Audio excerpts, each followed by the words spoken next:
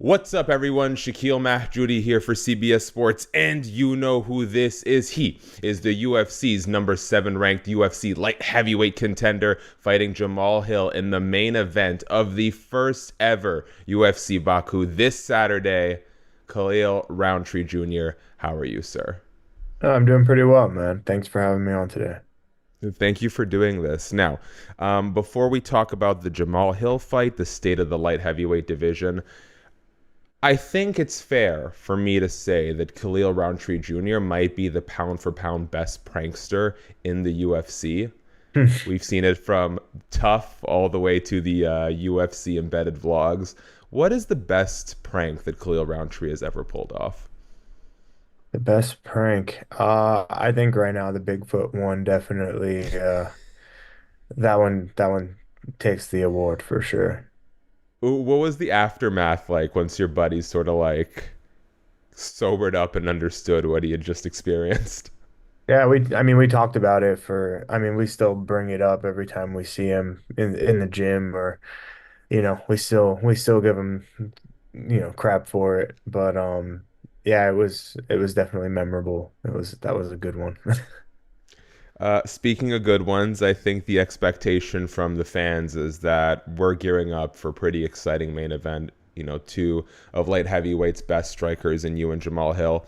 I talked to Jamal. He's been doing his media rounds yesterday, and sort of one of the consistent statements he's had is that while he very much respects you and he identifies that you are a dangerous opponent, he thinks that he's more skilled than you everywhere. And he didn't say, he didn't say puncher's chance per se, but he said, anyone can win a fight, but he just doesn't see how you're going to do it. What is Jamahal Hill getting wrong in his evaluation of Khalil Rountree? Um, uh, I'm not sure. I mean, like, I really don't have too much input on that, like whatever he says he's gonna say. It doesn't take away from the fact that the both of us have to be locked in that cage on Saturday night. You know what I mean? So like it yeah, I think that like talk is cheap and we'll you know, I think the fans should be excited for a good Saturday night. Absolutely. What does this fight look like in real time, in your opinion? Uh,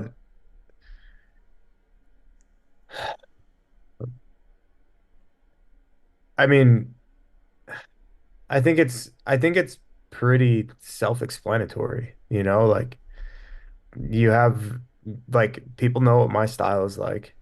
People know what his style is like.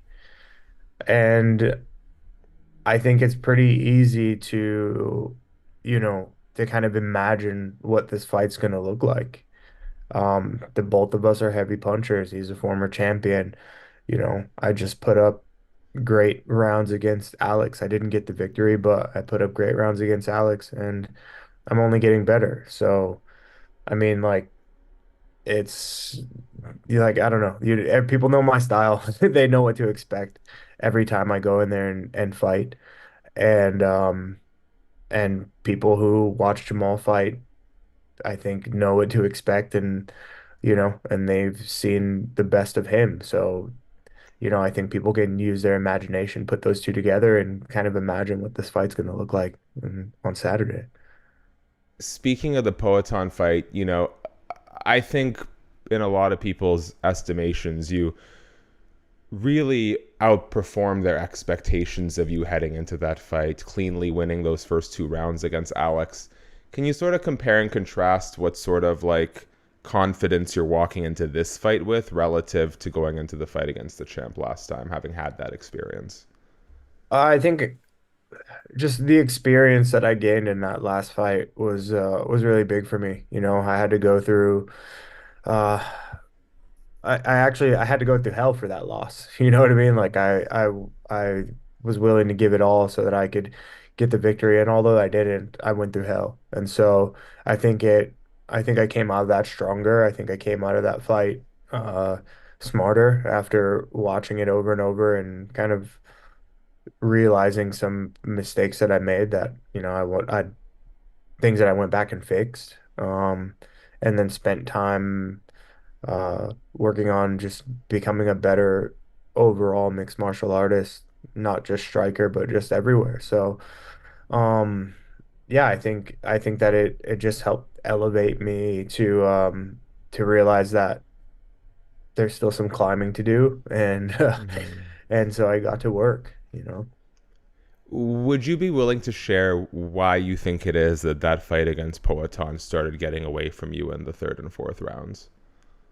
I think once he started to I think well, for one, I think he had great coaching. I think he had great experience coaching in the corner. And so I think that around the third round, they really started to kind of make some good reads, and he started to establish his range. And I think once I started feeling the damage, or once I started feeling, his jabs and his punches, um, I just started feeling it, and it wore on me. And I think um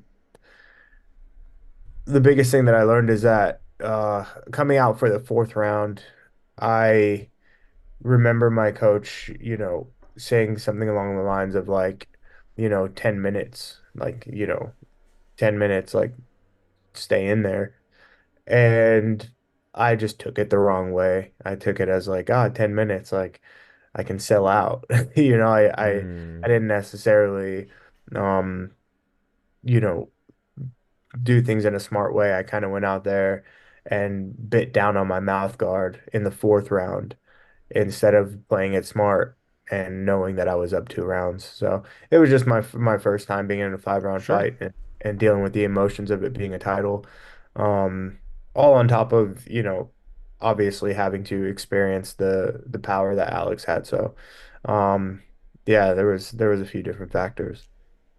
I distinctly remember posting our pre-fight interview ahead of the Alex Pereira fight, and you sort of insisting like, "Hey, I am going to stand and trade with him. This is what people expect of me." And a lot of the comments were like, "Khalil is either lying or he's an idiot." And then you come out and you put those, especially those first two rounds against Alex, and I think it blew a lot of people away.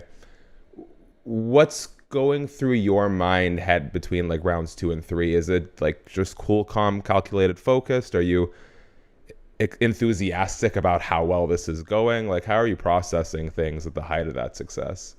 I was I was pretty happy through the whole fight. Mm-hmm.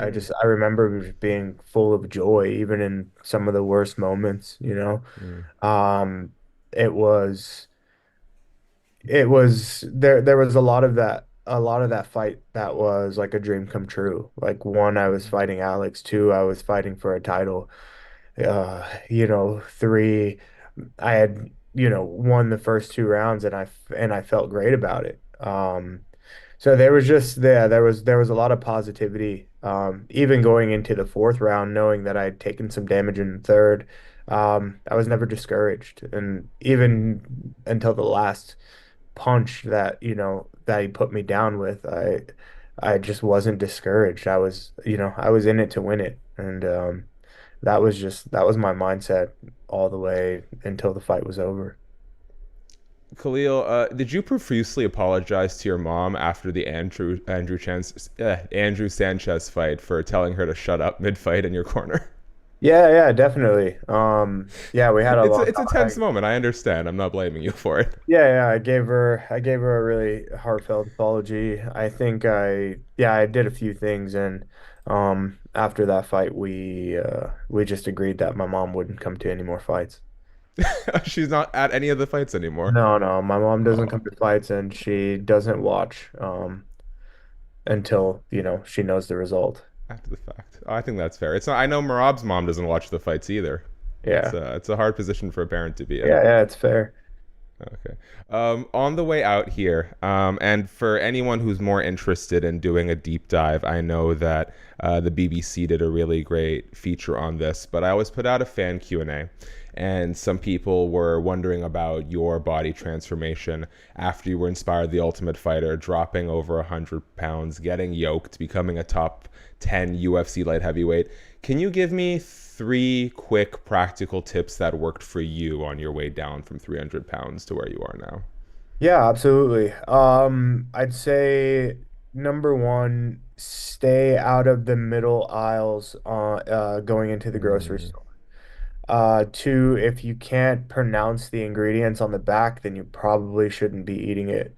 And three, make sure that you're doing some form of exercise daily, whether it's walking, jump rope, jog, just something to get your body moving and to remind your system and your brain that you're alive and that you're able. And those three things right there should definitely help make some minor changes, and everybody knows that minor changes every day is really what leads to success.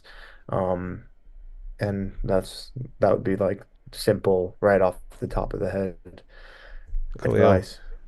always a pleasure talking to you, man. Ahead of your main event against Jamahal Hill this Saturday, I need a cup of coffee. It is 7 p.m. your time. If there's anything you want to tell the people, friend, I'd like to leave you with the last word.